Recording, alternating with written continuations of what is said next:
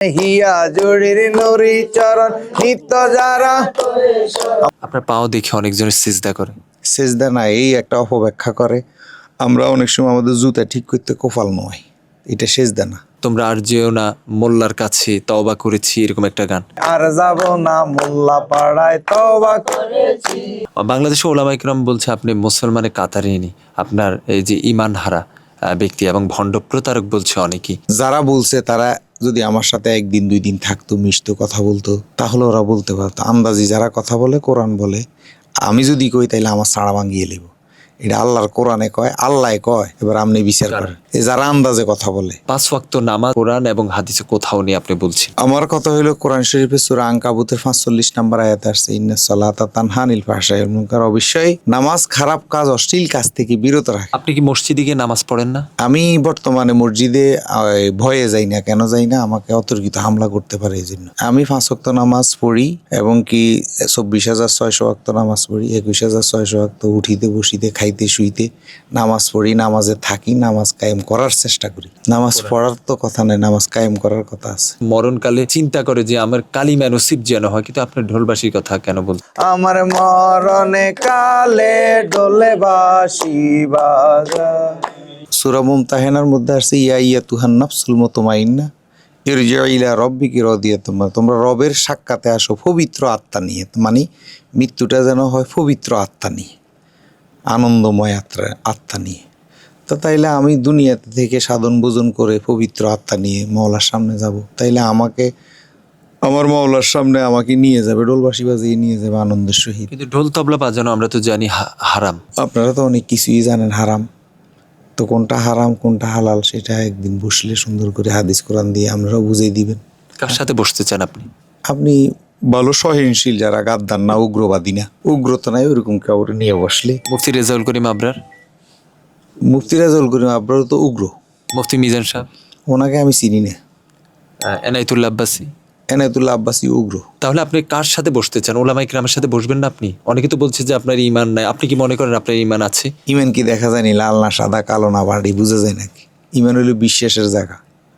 আপনি কি আল্লাহ এবং তার রাসূলকে বিশ্বাস করেন? বারে বা এটা বিশ্বাস না করলে জীবন থাকবো নি। কোরআন হাদিস?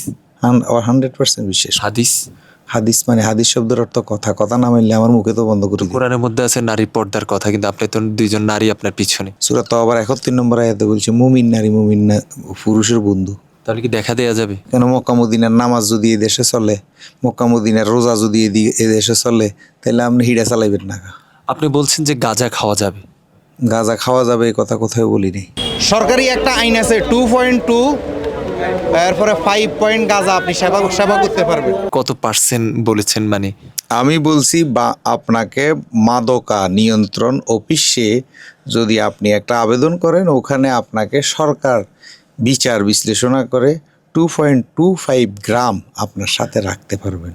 আচ্ছা, আল ওলামা ওয়ারাসাতুল আম্বিয়া, আলেমগণ হলেন নবীগণের ওয়ারিস, কিন্তু আপনি বলছেন সে আলেমদের তোমরা আর যেও না মোল্লার কাছে, তওবা করেছি, এরকম একটা গান।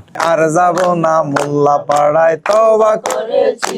আমি যারা হক্কানি আলেম ওলামা তাদের কথা বলি নাই। যারা মোল্লার ভেষ ধরে, আলেমের ভেষ ধরে ভণ্ডামি করতেছে ওদের বিরুদ্ধে বলছি। যারা ভণ্ডামি, বলৎকারী, মসজিদে সহবাস করতেছে, ব্যয়াপনা করতেছে, নষ্টামি করতেছে, আমি তাদের বিরুদ্ধে বলছি। রাস্তায় হাঁটতে কি ভয় পান? না, কোনো ভয় নেই। যে কোনো সময় তো আবার হামলা আসতে পারে। 100 বার আসক, আল্লাহর উপরে ইমান আছে। কেন? আল্লাহ বলছে, তুমি যদি ইমানদার হও 5,000 ফেরেস্তা দিয়ে রক্ষা করি। আরও যদি দরকার হয় তখন আল্লাহ আরো ফেরেস্তা ফাটায়। সূরা ইমরানের মধ্যে আসছে। কিন্তু মানুষ তো বলছে আপনি মানুষদেরকে, আপনার এই যে পীর মুরিদির যে বিষয়টা, মানুষদেরকে পথ ভ্রষ্ট করছেন। আমি একজন মানুষেরও বলি না যে আমার কাছে আসো, আরো আসলে উল্টা পাল্টা করে দূরে দিই। আপনার পাও দেখে অনেকজনের সিজদা করে।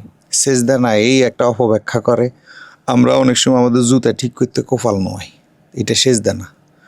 আমাদেরকে আদর করে ভালোবেসে পায়ের মধ্যে চুমা দেয়। এই চুমাটাকে এই যারা প্রতারণা করে, প্রতারক আলেম, ওরা এই সেজদা বলি চালাই দিতেছে। সেজদা দিয়ে সোবান রব্বিল আলা 3 বার 5 বার 7 বার বলতে হয়। ওরা আমার পায়ের মধ্যে চুমা দিতে যাই একবারও সোবান রব্বিল আলা বলে না। তো এটা আমাদের পায়ে আদর করে মহব্বত করে চুমা দেয়, সেজদা দেয় না। আমরা দেখছি আপনি মাজারে গিয়ে সিজদা করছেন 2 হাত দিয়ে। তো একজন মৃত ব্যক্তি যখন একটা মানুষ মারা যায় তখন সে কি কিছু দিতে পারে? ওই কবরটার মধ্যে হয়তো আমার দাদা, হয়তো আমার বাবা বা আমার বুজুর্গ ফির আছে, মাটির নিচে আছে, যে আমি 100% জানি।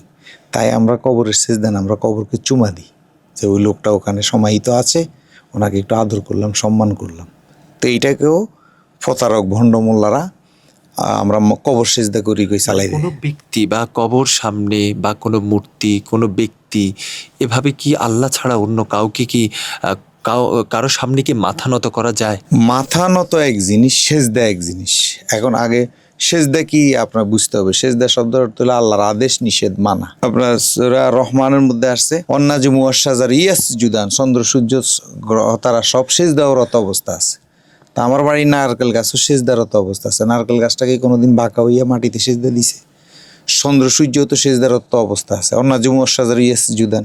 ফাবিআইয়ি আলাই রাব্বিকুমা তুকাজ্জিবান, এটি যে তোমরা আল্লাহর কোন কোন নিয়ামতকে অস্বীকার করবে সেই ব্যাখ্যা আপনি দিয়েছেন। একজন নারীর দিকে তাকালো, কোনো সমস্যা নেই, এটা আল্লাহর নিয়ামত দেখলেন। আসেন কোন কোন নিয়ামতকে।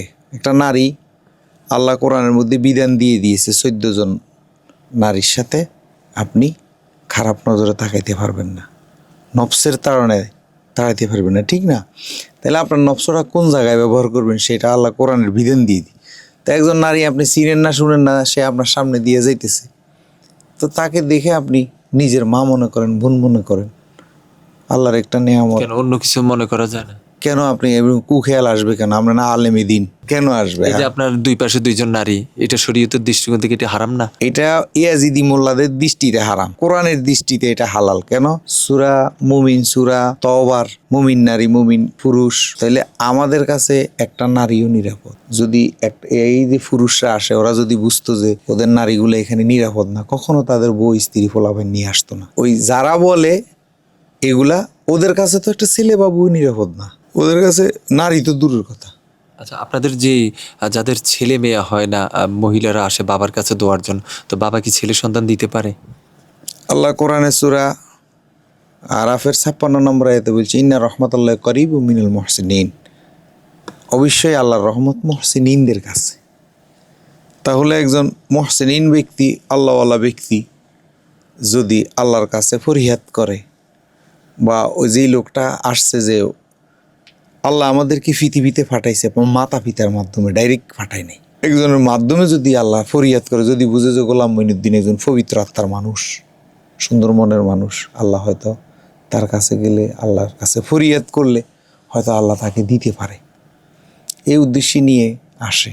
তা আসলে গড়ি যায়, অনেকেরই ছেলে সন্তান হয়ে যায়, নিঃসন্তান। নাইলে এসব বলি আল্লাহর কাছে যায় কেন? মোল্লারা এত বিরুদ্ধে করে, যাইও না, বাবারা ইডা করে হিডা করে, ইডি হুনিও তো চানগামরা শালীন মাজার হাজার হাজার মানুষ যাচ্ছে।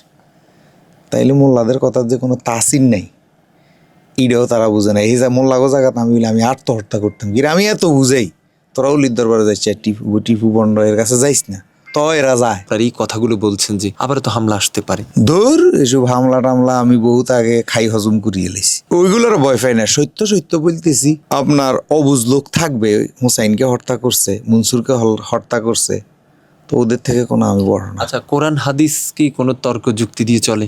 তক্র যুক্তি দিয়ে কিছুই চলে না, আবার সব কিছু চলে। টমাটো খান আপনি তক্র যুক্তি দিয়ে, কোরআনে নাই। আপনি ফুঁড়ি মাছ খান তক্র যুক্তি দিয়ে, আপেল কমলা খান তক্র যুক্তি দিয়ে, আর খাজুর খান কোরআনের কথায়, খেজুর কোরআনে আসছে। তাইলে আপনি গরুর গোস্ত খান তক্র যুক্তি দিয়ে। আপনি যে কথাগুলো বলেছেন, এই কথাগুলো নিয়ে কিন্তু বাংলাদেশে 2টি পক্ষ, সুফিবাদ এবং যারা অন্যান্য ওলামা ইকরাম, তারা তো আপনার এই কথাগুলো নিয়ে তারা আপনার উপরে ক্ষিপ্ত এবং আপনাকে ভণ্ড প্রতারক বলছে। তো এই বিষয়গুলো বলার পরে এখন কি আপনি চান যে তাদের সাথে বসার জন্য? এরকম চান কি না যে আপনার যে ভুল না শুদ্ধ, এগুলো তো মানুষ তো আর বোঝে না, সাধারণ মানুষ, এটি নিয়ে কিন্তু বসা যায় কিনা? আপনি তো বলছেন ওরা আমাকে বন্ড প্রতারক বলেই ফেলছে, তো ওরা তো আমার সাথে এখনো বসেই নেই। তা এখনই তো আপনি দেখতেছেন কমেন্টে বিভিন্ন জায়গায় বসে বন্ড প্রতারক বলছে। তো এটা আল্লাহরই তো কথা, যারা না জেনে না শুনে আন্দাজি কথা বলে তারা কাফের। তো তারা তো এখানে কাফের হয়ে গেছে, তো কাফেরের সাথে আমি বসবো কেমনি?